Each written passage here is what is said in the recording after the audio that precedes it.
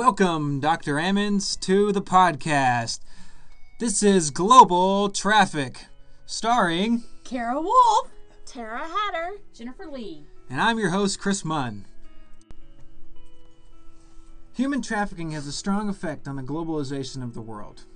It's become a thriving business that profits an estimated $6 billion annually. Also, the UN estimates that 4 million women are trafficked each year, which shows that the problem is just getting out of control. If we consider it as a product, human trafficking is the third largest illegal market next to drugs and weapons. So let's move on to areas in which human trafficking has taken a significant hold. In 2000, it was estimated that 244,000 children and youth were sexually exploited in the U.S. There are about 1.6 million runaways within the U.S. each year, and of those, 38,600 are trapped in sex slavery. The U.S. estimates about 17,500 people are trafficked to the U.S. annually. There are various organizations that lobby against sexually oriented businesses, such as the Coalition Against Human Trafficking, and there are different branches all over in places like Houston and South Texas. Texas is the number 2 state in the U.S. that brings the most trafficked people, next to California. This is largely due to the fact that it lies on the border. In Russia, there's 1 million people that's estimated being involved in human trafficking.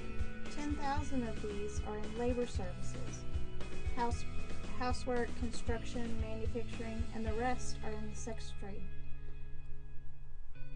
in prostitution, pornography, and child pornography. Sex tourism is such a big business for Russia that they consider those funds as part of their GDP. There is widespread police corruption. Many times, law enforcement take bribes and sexual favors to turn a blind eye. The high poverty level pushes people to take jobs that are advertised in other lands to help them because they have no opportunities in their own land. The company would pay for passage and room and board for them to go to these other lands. Then they would take their documentation so that they could not leave. They had to work to pay off their debt. In South America, it's estimated that $16 billion a year is earned from human trafficking. Approximately 20,000 Mexican children each year are victimized. In Argentina, women are typically bought from anywhere from $30 to $1,600, and then they generate roughly $400 a day for their owner. The area that joins Paraguay, Argentina, and Brazil is known as the Peak. This triple frontier, as it's also known, is where countless smugglers can be seen all hours of the day, smuggling drugs, weapons, and humans. Texas also has a porous border that allows for a lot of illegal human trade. San Antonio is known for heavy trafficking and has numerous drop houses where victims are kept temporarily awaiting transfer to buyers. Another large area where sex trafficking has taken hold is in Cambodia. In 2002, 225,000 women and children were trafficked in Southeast Asia. In Cambodia alone, there's 80 to 100,000 individual sex workers. Sex trafficking began in the late 1800s for Chinese men. This geisha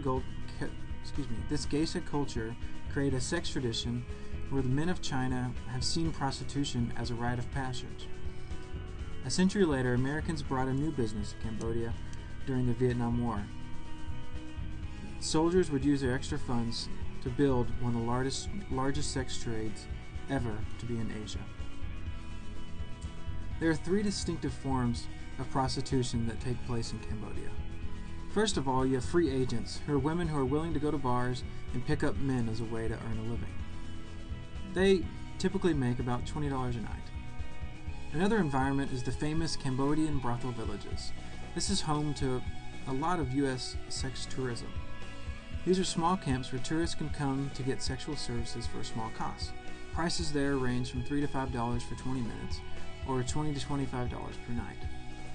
Lastly, there are privately held prostitutes. These women are trafficked for $300 to $700 per week when they're virgins, and then the next few experiences go from $100 to $200, and then finally drop down to the basic cost of the brothel. Prostitutes are recruited by offering a poor person a rich way of life. If they do not volunteer, often their friends or family will sell the women for a price. This is considered bonded slavery. And lastly, women are typically lured, deceived, or kidnapped into these human trafficking situations. In Cambodia, the law has increased over the last few decades and has been lightly enforced by the government.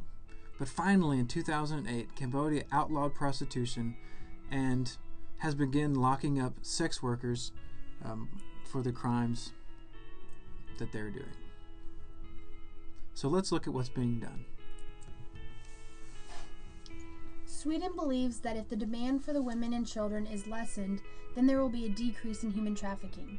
Therefore, they now have an active policy that will criminalize the buyers. In Islamic countries, both buyer and victim are punished. However, in many countries, the trafficked victim is seen as an illegal immigrant and therefore not given residency status and the rights that entails.